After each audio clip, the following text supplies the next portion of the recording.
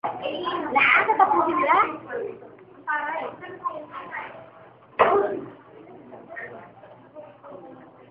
Sa isang bago, talagang habol. Makikitaan mo ba po ng iba't ibang uri ng tao? May mayaman, may hirap, may ng pamahalaan at iba pa. Ang bago ay patulang muna mula ng hirap. Dahil sa mga lula ng bago ay ang mga kaile, Isagani, ang mamamahayag ng Presidentay, si Donna Victorina, sa mag-aalakak na nagmangalang Timor sa Sibagyo. Sa ilalim ng kumpiyansa ng bako, makikita niya mo sa Isagani, Basilio, at Kapitan Basilio.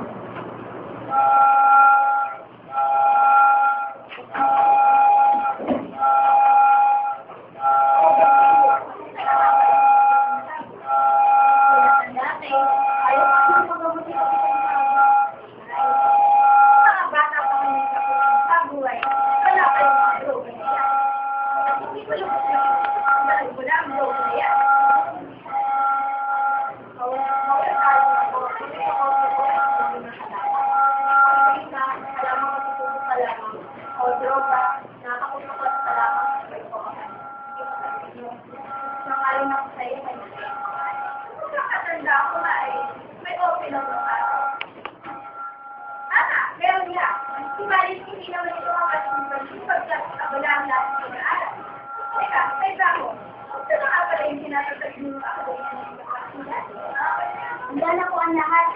Mga na po at handa na hindi pumasok ang mga kabayan. Mabuti naman kung gano'n sa akin magpapalagay kayo sa minsan. Paano? Paano lang sa inyo? Pagaling sila bilang Basilio, ay siya nakapagdating ng mag-aalahat ng sila. Guwapo? So, ba yung kauwi na nagpapakasyon? Gano'n lang ako ginagawa. At sino naman ang nakasama? Kababayan ko ba siya? Hindi ko ginoo. Magsalapit naman po ang aming bayan. Bakit ginoo? Hindi ko po ba kayo nakakarating sa bayan nila? Kasi hindi ako nagsusunod na lawis yan. Kasi ang mga tao ay ginagumili ng alaha. Sa akin talaga, ay mahihirap ang mga tao. Kasi hindi lamang po kami bumili ng mga pinagpapili ng mga kailangan ginoo. Pero umanin ko rin yung ginong-gingon. Ulit kami mawunin na po sa inyo. Dahil ang suwing ko na aking kasama, inagintay na po sa amin kung kailangan mo mawunin. Parang trend nila. Basilio ay mula na ng Sareta, patungo sa bahay ni Kapitan Chang, sa bayan ng San Diego. Inabuto nila sa daanan ang posisyon ng iba't ibang sanggol. Si Kapitan Tiago ang tumulong kay Basilio upang makapag-aral ng medisina. Sa tumulong si Basilio sa San Diego, lagi niya binibisita ang bibinan na namin. Ngunit sa gabi, hindi niya sa sekreto ang nalaman ni Basilio.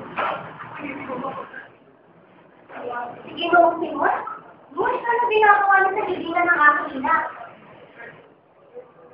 Sa pagbabalik tanaw, ang nangyari kay Basilio. Sa pagkabon niya sa kanyang ginanoon, may nabisat ng taon na ang nakalipas upang nalahin na manalo ng Kristo ng Ibarra ang inyambutan niya sa gitna ng gulo. Dito ay pinag-usapan niya nito na tunugin mo ang bangkay ng isang bili at nakikiyara na lang. May ituturo mo ba ako sa inyo, ginawang sila? Ano ginagawa mo sa dapat na ito? Kung ito kumamang gumita, pagit mo mo din sa ito tayo ng sarko, may labing na mga kaunang nakakaraan. Kayo po ang nangagod sa akin ng isang kakikiramay. At kung hindi ako nagkakamali, kayo si mo Ibarra, na sa pagkakaalam ng lahat ay patay na. Ang pagkakakas mo ito sa akin din, isang malaking banta sa akin. At kung ito ay maihahayag, masisira ang aking plano. Ang plano kong pag-iiganti. Ang plano kong matagal ko ng pinaghandaan. Ginoong Simon, noong hinatulan kayo bilang isang pilibustero. At dahil doon kayo na makulong, kakadaan niyo ba ulit na mangyari ko sa inyo? Tayong dalawa lamang nakakaalam ng video na ito.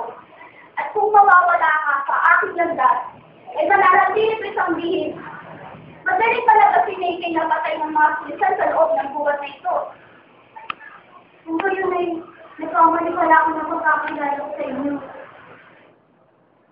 Totoo nga ako na ito may labing na taon na nakakaraan. Upang nakilayan sa kaibigan, may pinuwi sa buhay para ipagtanto ng mga Pilipino natin sa mga kapatid. At ngayon, ako'y naparito para ipagpatuloy ang kanyang sinulan. Hindi ko akalain na ang laso na naiwan sa lipunan ay kumakalat. Tingnan mo ang mga kabataan. Wala nang ginawa kundi magpaalipin. Hindi sinusunod. Hindi ginusimon. Kung hindi dahil sa pag-aaral ng mga kabataan ng wikang masila, hindi tayo pakikinggan ng pamahalaan. At ang wikang ito, ang magbubukas sa ating mga Pilipino. Saan kakapalan? Aanin natin ang wikang ito? Itatago naman ng hungad ng wikang ito ang ating mga karapatan, ang ating mga pagkatao. Ginusimon. Hindi kayo nang iniisip. Akin naman sa simula pa lamang, akin naman sa hiling ko. Ang mga kabataan na naghahangad ng may gatag ng akademya. Ilang beses ko na rin pinakamlapit at simakaraig. Kasi sa gani, alam ko hindi nyo ako pakikinggan. At inyo lang ang iisipin na kanisiraan ng bait. Ngunit, ngayon, sa akin ang pagkakataon, Basilio, kakayaan kitang mabuhay. Kahit ang kapalit ito'y akatuparan na aking mga plano. Kakayaan kitang mabuhay. Tumamak sa akin. Sabay natin sa katuparan natin mga plano natin mga kapatid. Salamat sa pagtitiwala ng mga kapatid. Ngunit, ako manig pangalan din. Nais ko makapagtapos. Gusto ko maging isang ganun na doktor. Ano bang napapalabot sa ikay makapagtapos? Nakikita mo bang masaya ang iyong bayan? Nakikita mo bang malaya ang mga tao? At ano? Hahayaan mo lang ba ang iyong ina at kapatid na maliping sa ilalim mismo ng mga sa ilalim ng lugar na mismo pinatatakan ng mga tapos ng pumatay sa kanila? Ano nga ay turuin kung ginoong Simon? Kaya kung silang ipaglaban, galing ako mismo ay wala. Isa lamang akong estudyanteng walang kabuhay. Kung ibibigay ko sa iyo ang aking hindi kumaaari mo kaya ng buhay ng aking ina. Kaya harap ko sa hukuman pagkatapos ay magbibigay ako ng kung sino-sinong ang sindagan. Pareho naman tayo naharap. Ganyan din ako noon. Pinagkawalang bahala ko lahat. Sa pagkawalang bahala ko ito, ikaw pa ang masama. Ikaw pa ang kinabuhuyan. Ako ba ang kabuhuyan? Sa kabila yung ginawa nila sa akin? Natural lamang na mapakla ng tao. Pero siya'y nasakpan. Natural lamang na mapakla ng tao. Madali na ang gabi. Bumalik ka na rin. Basilio, hindi ko hinihiling na ikago mo ang aking ginagawa. Ngunit, kung ito'y iyong ihahayag, iyak na walang mag-iwalay sa iyo. Gayunman, kung sakali na magbago ang iyong isip, saan mo lamang ang buong sa libray ko, sa bahay ko sa may school na. Tama kaya ang aking mga? Bahala na. Mamatay ang mahihina at matira ang matitibay. Malapit na akong magbubuhay. Kaunting-tigis na lang.